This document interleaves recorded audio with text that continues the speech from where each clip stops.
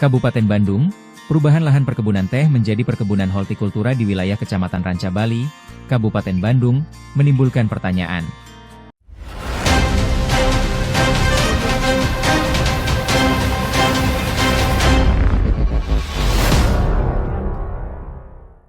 Perubahan ini dilakukan oleh PT Daechen International, sebuah perusahaan asal Korea yang diklaim telah menyewa lahan dari PT PN1.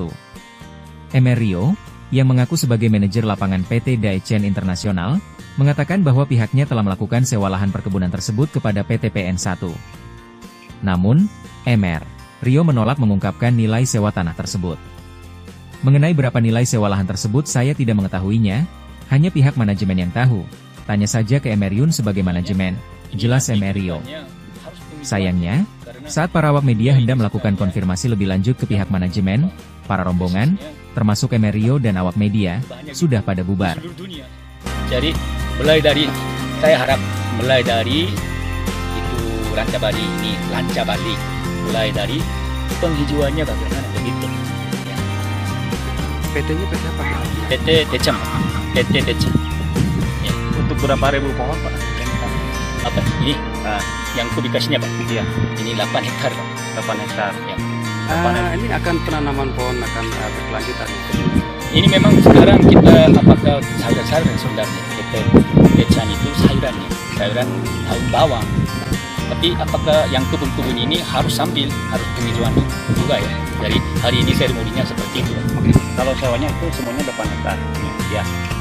Itu sewanya berapa? Apakah pembayarannya per bulan atau per ini tahun juga minta bagaimana? maaf ya. Ini juga manajemen Pak. Ya. Oke. Camat Ranca Bali, Kankan Taufik B, mengakui bahwa ia tidak tahu menahu tentang legalitas PT Daechen International dalam menyewa lahan dari PT PN1. Saya baru hari ini datang diundang oleh pihak perusahaan dan saya hanya menegaskan apa yang harus dilakukan oleh pihak perusahaan manapun. Jangan merusak lingkungan sesuai dengan tagline Ranca Bali Asri, ujar Kankan. Kankan menjelaskan arti dari asri yaitu aman, sejuk, ramah, dan indah. Itu saja yang mana tagline tersebut selalu kami jaga dan kembangkan di wilayah Ranca Bali, tegasnya.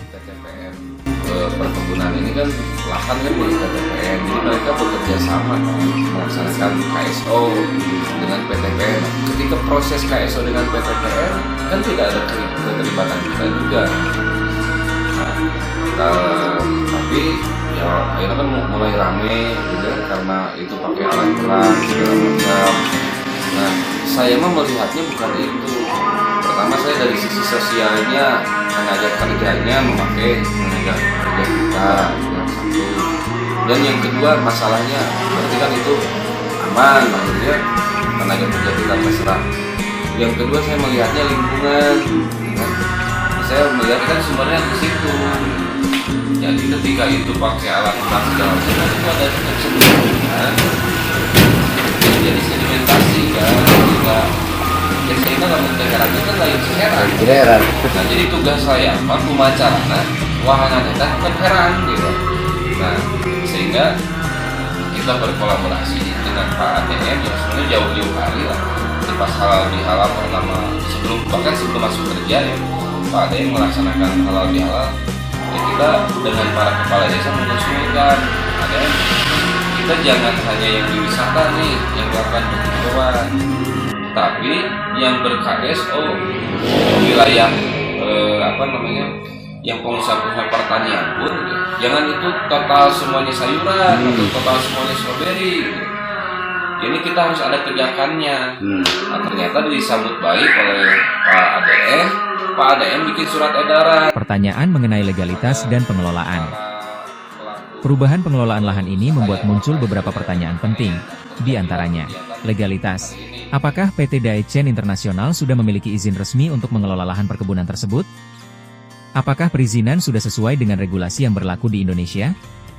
Kontrak. Apakah kontrak sewa tanah dengan PT PN1 sudah ditandatangani?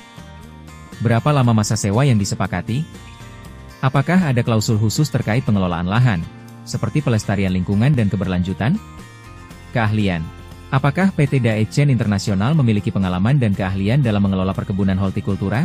Apakah mereka memiliki teknologi dan sistem yang baik untuk menunjang keberhasilan usaha pertanian ini? Efisiensi. Bagaimana PT Daechen menjamin bahwa perubahan pengelolaan ini akan meningkatkan efisiensi dan produktivitas lahan? Dampak sosial. Apakah perubahan pengelolaan ini berdampak pada tenaga kerja yang semula bekerja di perkebunan teh? Apakah mereka diberikan peluang kerja di perkebunan hortikultura yang baru? Keberlanjutan. Bagaimana PT Daechen menjamin bahwa perubahan pengelolaan ini akan memperhatikan kelestarian lingkungan? Apakah ada program konservasi atau pelestarian flora dan fauna di area tersebut?